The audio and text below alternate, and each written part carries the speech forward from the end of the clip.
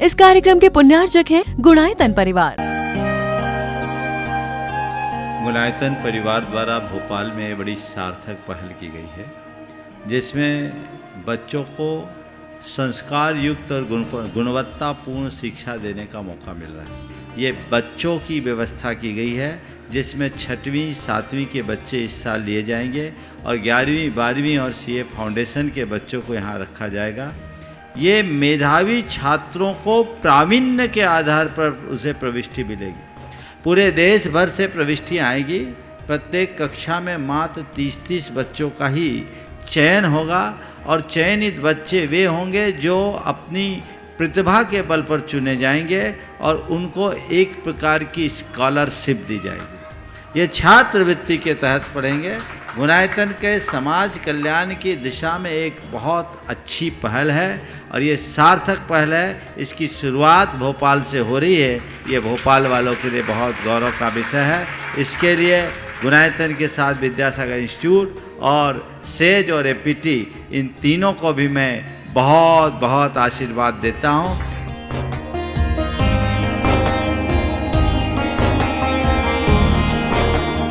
एक आदर्श और व्यवस्थित दिनचर्या का लक्ष्य प्राप्ति में बहुत बड़ा योगदान होता है।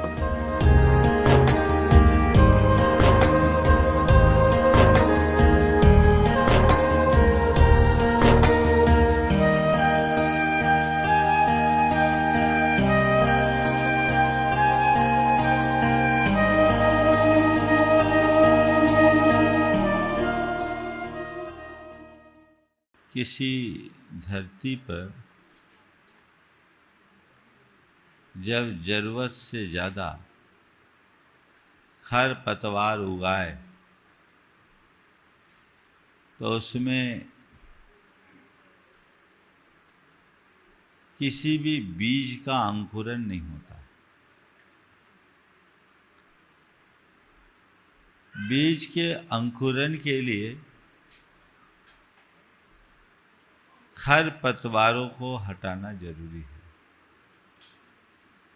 ऐसे ही हमारे मनोभूमि में जब तक नकारात्मकता की खरपतवार उगी रहती है, अच्छाइयों का बीजांकुरण नहीं हो सकता।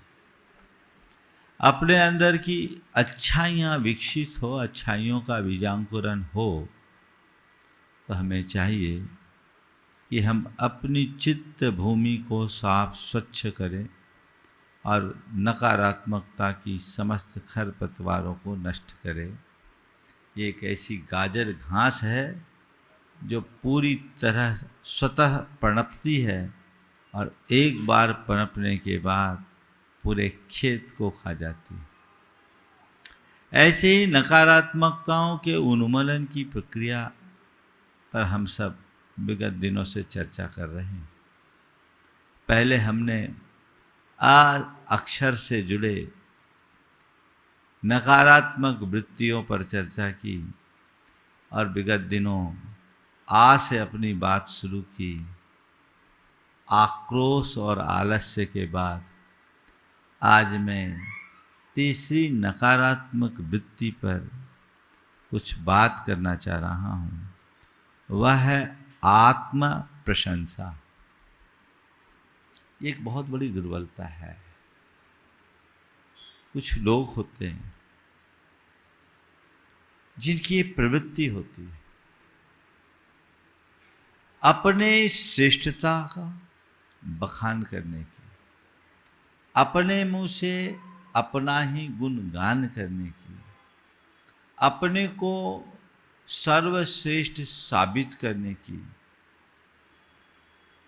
जो मैं हूं उससे अच्छा कोई है ही नहीं, मेरे जैसा कोई दूसरा है ही नहीं। ये जो प्रवृत्ति है ये एक प्रकार की दुर्बलता है। वो सोचता है कि बस जो हूं सब मैं हूं। हमें इसकी आज पड़ताल करनी है। मैं आपसे एक सवाल करता हूं, कोई आदमी आपके पास आए और केवल अपनी अपनी बड़ाई करे, तो आपके मन में ऐसे व्यक्ति के प्रति क्या प्रतिक्रिया होगी? बोलो। तो आप क्या करोगे? उसको लाइक करोगे या पीछा छुड़ाने का प्रयास करोगे? हाँ, है ना? तो जब कोई दूसरा अपनी प्रशंसा आपके सामने करता है, आप उस व्यक्ति को लाइक नहीं करते, आप खुद अगर अपनी प्रशंसा करोगे तो तुम्हारी लाइकिंग क्या बचेगी? विचार करना चाहिए। हमें कौन पसंद करेगा? हमें हमेशा ये बात ध्यान में रखना चाहिए, मेरे गुणों की चर्चा कोई और करे तो वह गुण है, और उसकी चर्चा मुझे ही करनी पड़े तो ये दुर्बलता। दो शब्द है, आत्म प्रशंसा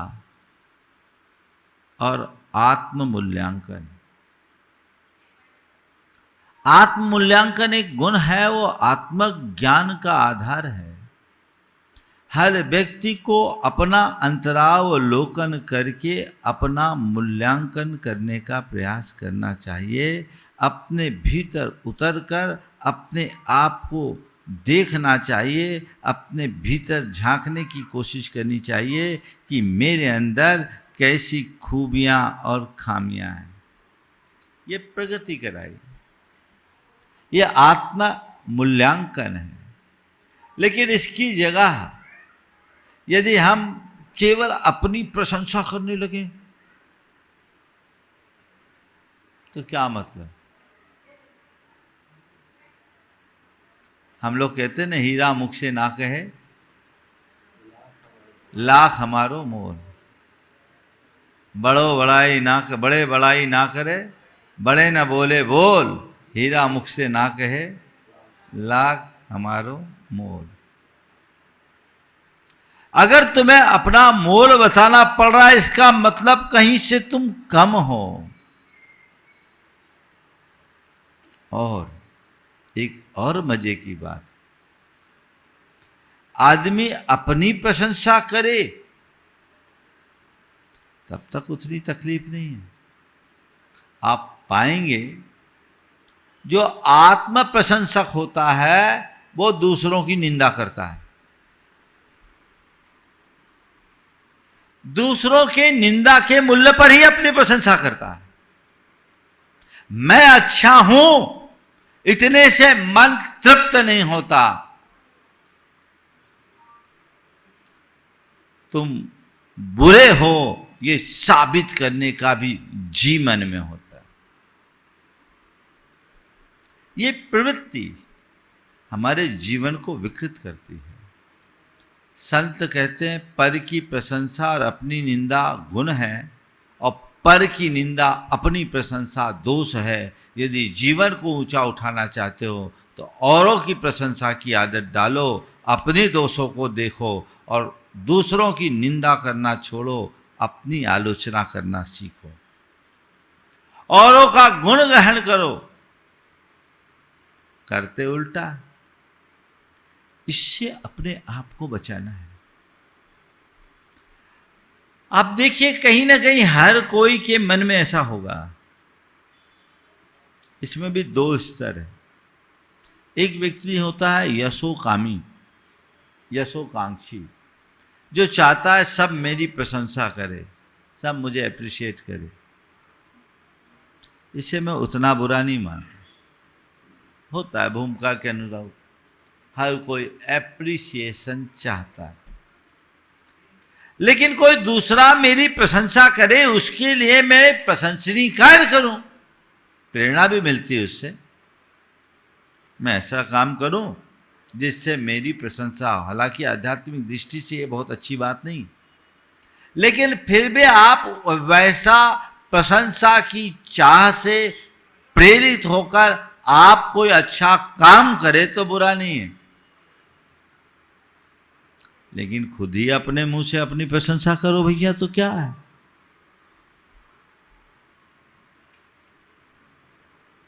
अपने मुंह से कभी अपने काम का नाम मत करो, अपनी मुंह से अपनी बड़ाई मत करो। हमेशा ऐसा काम करो कि हर व्यक्ति के मुंह पे तुम्हारी बड़ाई हो, वो काम करो। हर व्यक्ति तुम्हारी प्रशंसा के लिए खुद बाध्य हो उठे, ऐसा प्रयास करो। करते उल्टा है, बल्कि अपने मुंह से अपनी प्रशंसा करते ही सामने वाला तुम्हारी बुराई शुरू कर देता। अरे बड़ा थर्ड क्लास आदमी है, अपने मुंह में मिट्ठू बनता है, केवल अपनी शेखी बकारता है, डींगे हाँकता है, ये तो फेकू है। मिल गया टाइटल, है ना? है ना? अब ये क्या हो गया? ये उपलब्धि है या दुर्बलता? चाहते क्या हो? तो उपलब्धि चाहते हो तो उपलब्धि के मार्ग को अंगीकार करो। दुर्बलताओं को पुष्ट करते हुए उपलब्धियों के शिखर पर कभी नहीं पहुंच सकते। उपलब्धि चाहिए तो दुर्बलताओं को दूर करने के लिए संकल्पित हो जाइए। समझिए कारण क्या है। मेरे जीवन में जो किसी की व्यक्ति के भीतर में यदि अपनी प्रशंसा खुद अपने मुंह से करने की आदत होती है, उसका कारण क्या है? मेरे देखिए 4 कारण। सबसे पहला अहम। क्या है? अहम। अपने आप को श्रेष्ठ मानने की जो प्रवृत्ति है, आदत है। मैं अच्छा, जो कुछ हूं बस वही हूं, मुझसे अच्छा कोई और दूसरा नहीं, सबसे सुपर, ये भाव है ना, ये क्या है?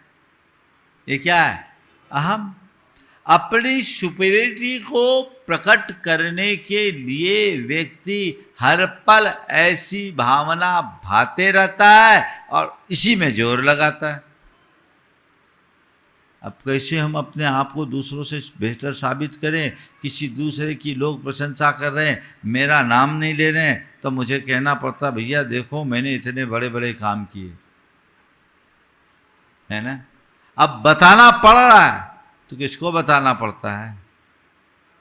जो सच्चा काम करता उसको या नकली काम करता उसको? नकली काम करने वाले मुंह से बोलते और असली काम करने वालों का काम बोलता है ना? संत कहते हैं अपने व्यक्तित्व को ऐसा प्रभावी बनाओ कि तुम नहीं तुम्हारा काम बोले। ये प्रयास होना चाहिए। लेकिन अहंकार हमें वहीं रोकता है। अपने आप को श्रेष्ठ साबित करने की जो ललक है वो हमें इस तरह की प्रवृत्तियों में प्रेरित करता है। दूसरा, असुरक्षा। कुछ लोगों के मन में आत्मविश्वास की बड़ी कमी होती। उस आत्मविश्वास की कमी को छिपाने के लिए अपनी झूठी प्रशंसा करता है। अरे मैं तो बहुत अच्छा हूं, मैं ऐसा कर सकता हूं, वैसा करता हूं। वो हाँकने वाले लोग होते हैं।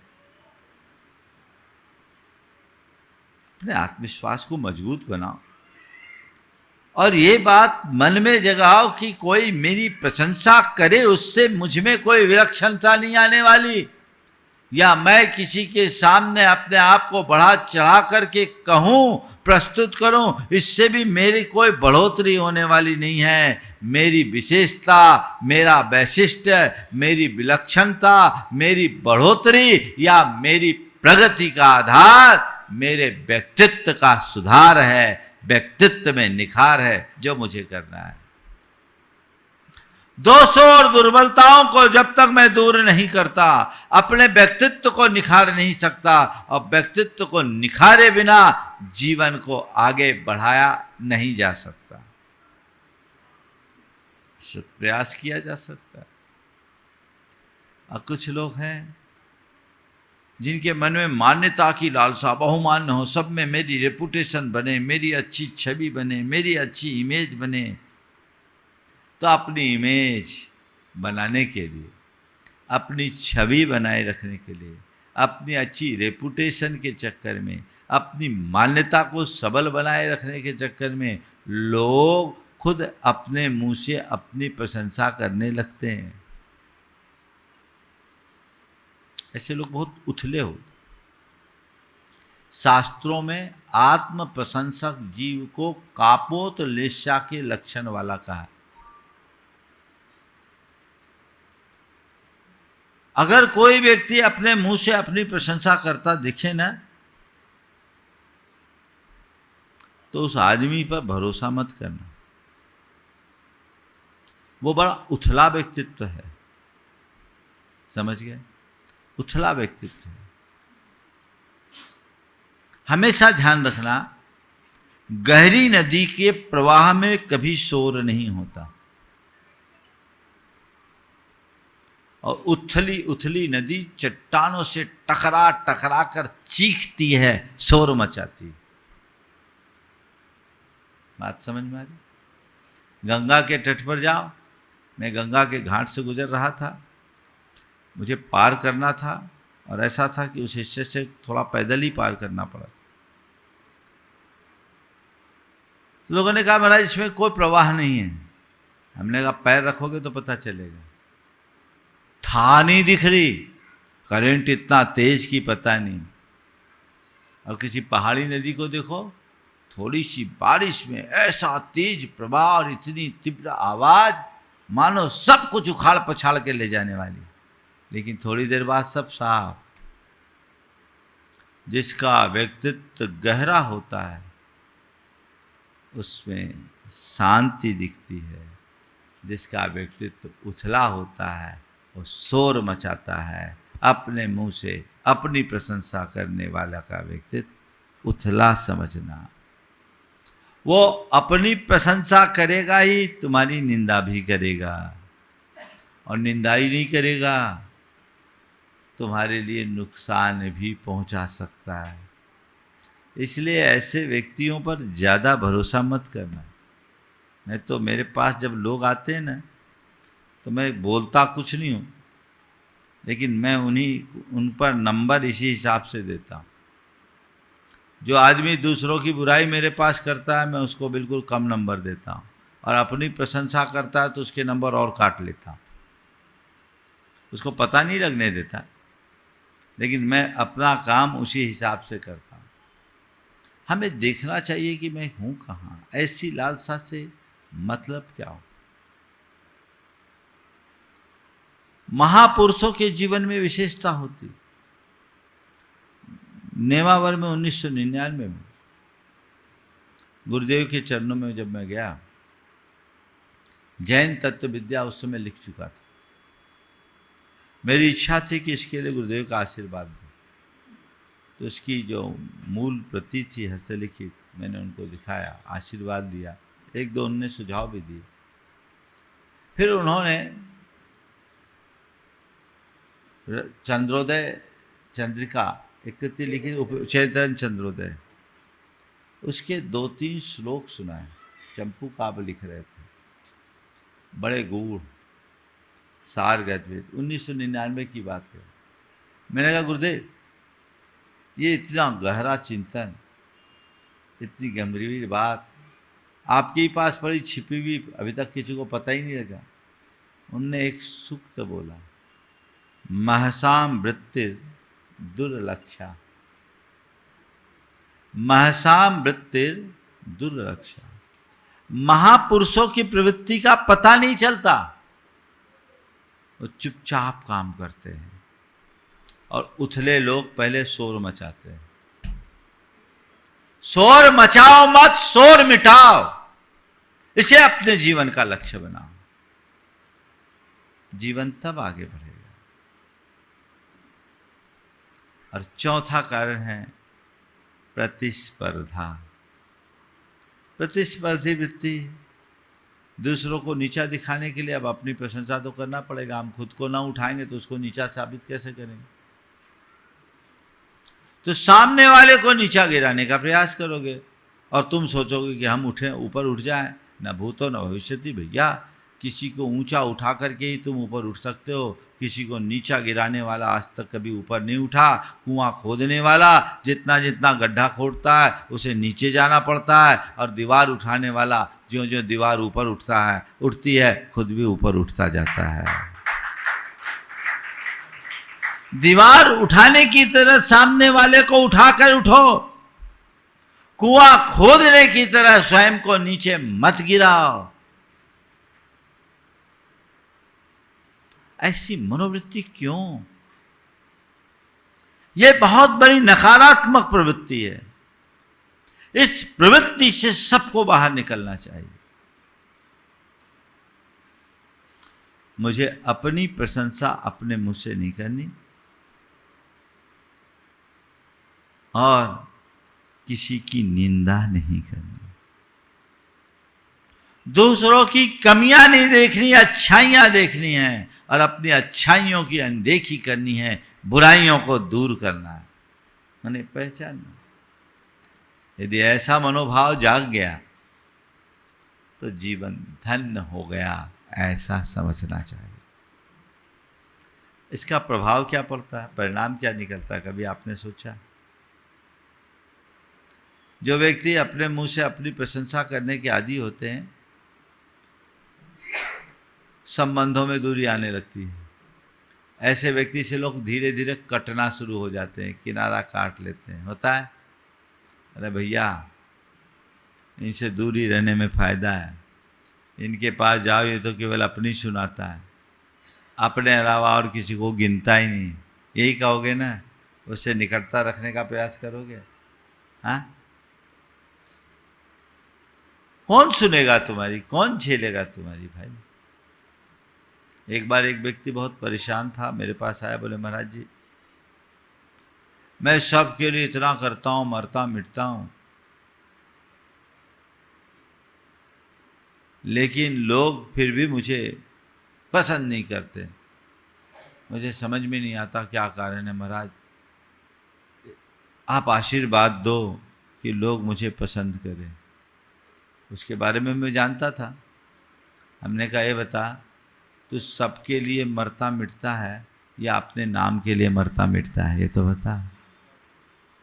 तू कह रहा है कि मैं सबके लिए मरता मिटता हूं, लेकिन तेरी हकीकत क्या है ये तो तू देख। तू अपने नाम के लिए मरने मिटने की बात कर रहा है ना, और ये मरने मिटने की बात तू कर नहीं रहा है, तेरे कृत्यों में दिख रहा है। तो इतना सा करता और चाहता है कि इतना हो, और अपने ही मुंह से जब तक तुम अपनी बात करते रहोगे तुम्हारे प्रति लोगों की लाइकिंग नहीं होगी। बदलो, आत्म प्रशंसा की आदत से मुक्त हो।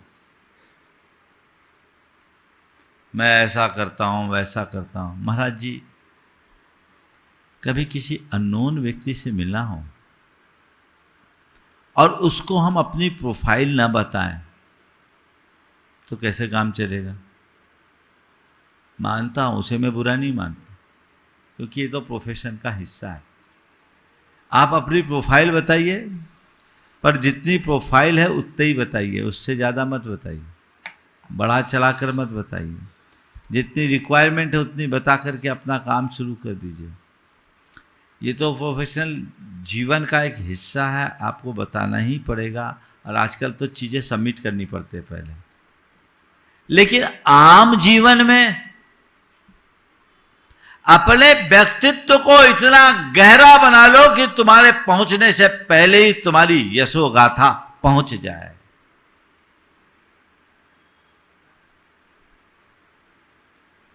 लोग तुम्हारे काम को देखकर तुम्हारी प्रशंसा करते ना आघाए। अच्छा लगता है कोई प्रशंसा करता है तो, कोई बुराई नहीं, काम करिए। अपने मुंह से अपनी प्रशंसा न करने का व्रत रख लीजिए। आपके संबंधों में मधुरता बनी रहेगी।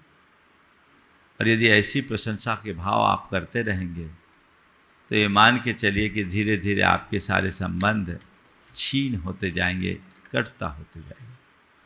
फिर जो व्यक्ति आत्म प्रशंसक होता है उसकी प्रगति वहीं रुक जाती है, विकास में बाधा आना शुरू हो जाती है।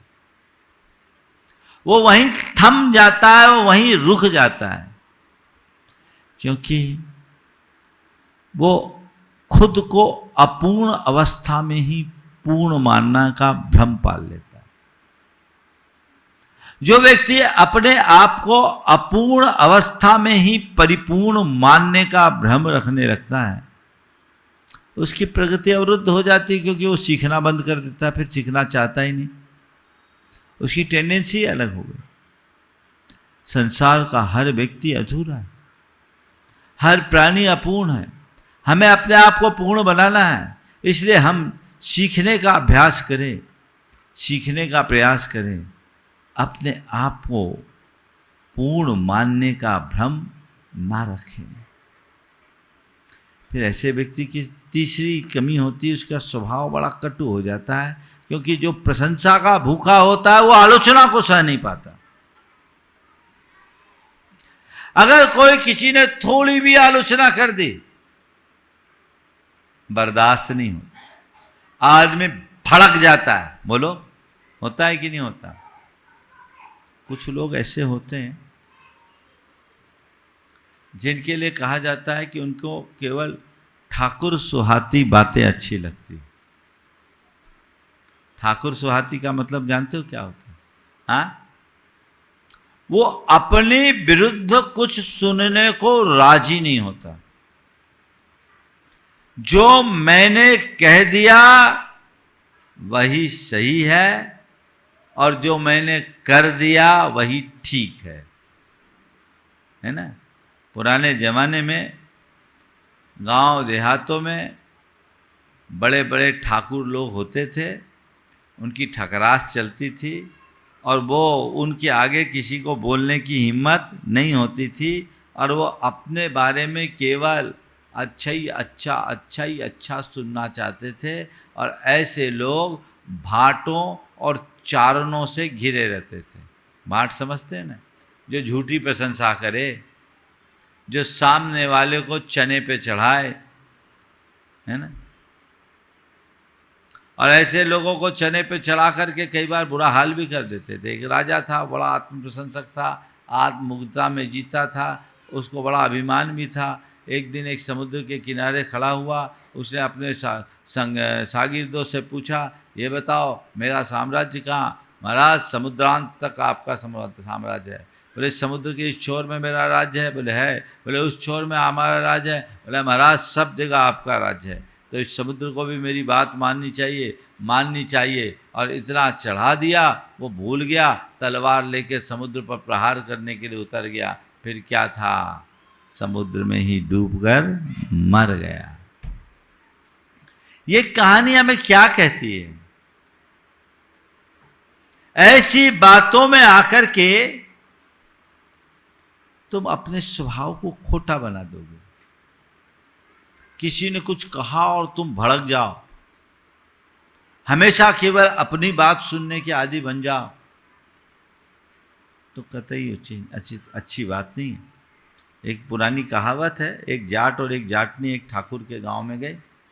वहाँ देखा तो वहाँ का सारा सिस्टम उल्टा, जो इनने कह दिया वही सब कुछ था। तो उस माजरे को देखकर जाटनी ने कहा कि यहाँ तो सब उल्टा पुल्टा है, इनको कुछ बात रास्ता दिखाओ।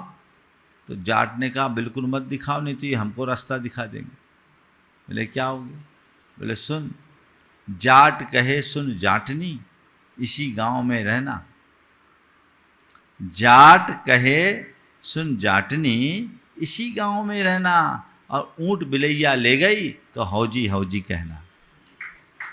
कोई कहे कि बिल्ली ऊंट को खचोर के ले गई तो हाँ हाँ कहना, है ना। कुछ ऐसे लोग होते हैं जो अपने द्वारा प्रतिपादित गलत बात को भी सही मानना चाहते हैं, बल्कि सही मानना नहीं चाहते हैं, सही रूप में सामने वाले पर थोपना चाहते हैं। ये प्रवृत्ति ठीक नहीं है। और चौथी बात, ऐसे व्यक्ति का आध्यात्मिक पतन होता है।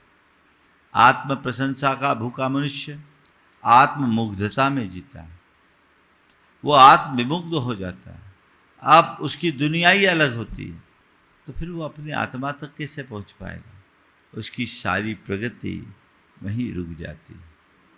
तो ये तो हमने जाना क्या है आत्म प्रशंसा का कारण और उसका परिणाम।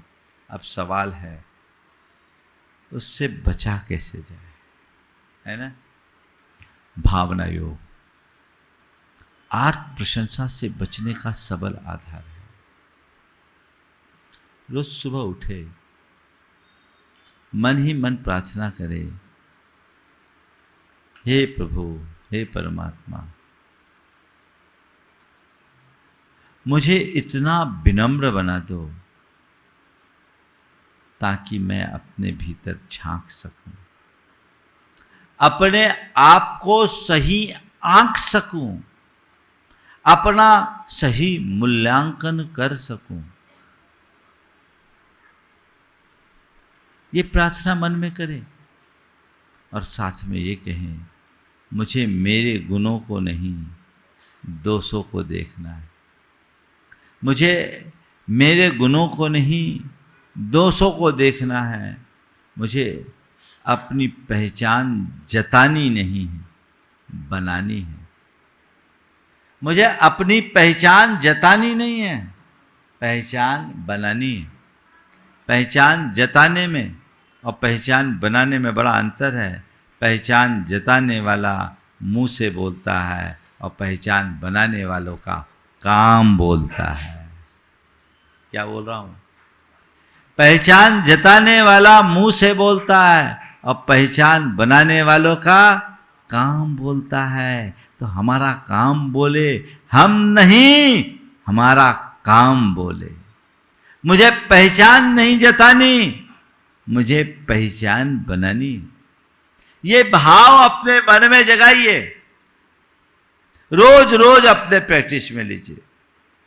फिर अपना प्रतिक्रमण भी करें कि पूरे दिन में मैंने कब कब अपनी प्रशंसा की, कब कब मैं प्रशंसा के भूख से प्रेरित होकर के अपने मुंह से ही अपना बखान किया। आत्मावलोकन करे और खुद तत्क्षण अपनी निंदा करे, आलोचना करे, नहीं मेरा ये कृत्य गलत, मुझे ऐसा नहीं करना चाहिए।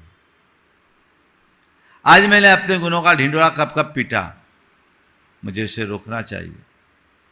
कब मैं दूसरों की प्रशंसा न सह नहीं पाया, मुझे वो देखना है। अपना अंतरावलोकन करे, ये प्रतिक्रमण है। उसकी निंदा करे, गर्हा करे, आलोचना करे और मन ही मन संकल्प करे, अब मैं इसकी पुनरावृत्ति से बचूंगा और मेरा ये दोष मिथ्या हो। तीसरा चरण है प्रत्याख्यान का, जो संकल्प है कि आज मैं अपनी योग्यता को अपनी जबान की जगह अपने कर्म से दिखाऊंगा। ठान लो, मैं अपनी योग्यता को शब्दों के बजाय कार्यों से दिखाऊंगा। मैं अपनी योग्यता को अपनी जबान की जगह अपने कर्म से दिखाऊंगा। अब मैं मुंह से नहीं, काम से बोलूंगा। मन में ठानिए, व्यक्तित्व निखरेगा। मैं स्वयं को बड़ा नहीं बताऊंगा, अपितु स्वयं को बढ़ाऊंगा। मैं खुद को बड़ा बताने की जगह बड़ा बनाऊंगा। बोलो, बड़ा बताना अच्छा या बड़ा बनाना अच्छा? हाँ, बड़ा बनाने के लिए मालूम क्या होता है? बड़ा कब बनता है? बड़ा बनते देखा कि नहीं देखा? खाते हो कि नहीं खाते? खाने वाला बड़ा, हाँ है ना? कैसे बनता है बड़ा? हाँ, दाल को पीसते हैं, भिगोते हैं, उसकी पिट्ठी बनाते हैं, है ना? पीसना पड़ता है और पीस कर पिट्ठी बनाते हैं, फिर थापते हैं, फिर कढ़ाई में तलते हैं। इतनी संघर्ष की यात्रा होती है, तब कहीं जाकर बड़ा बनता है। तो मैं खुद को बड़ा बताने की बजाय बड़ा बनाऊंगा, ये ध्येय वाक्य बनाओ। जीवन अच्छा बनेगा, सुंदर बनेगा और आप इस दुर्बलता से मुक्त हो पाओगे।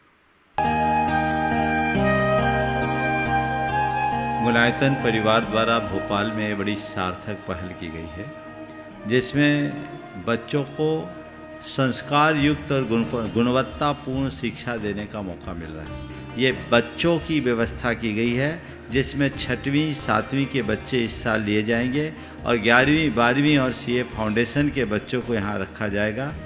ये मेधावी छात्रों को प्रावीण्य के आधार पर उसे प्रविष्टि मिलेगी। पूरे देश भर से प्रविष्टियाँ आएगी।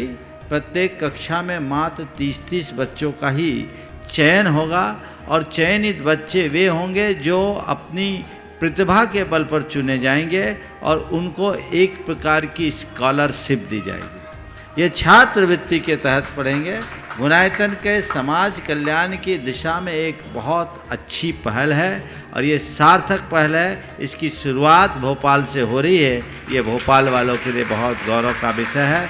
इसके लिए गुणायतन के साथ विद्यासागर इंस्टीट्यूट और सेज और एपीटी, इन तीनों को भी मैं बहुत बहुत आशीर्वाद देता हूँ।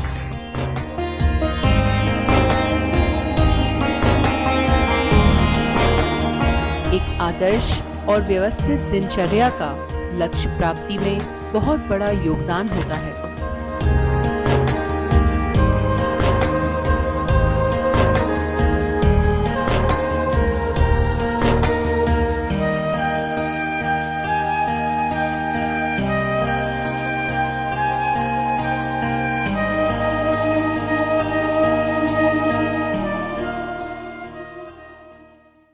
इस कार्यक्रम के पुण्यार्जक थे गुणायतन परिवार।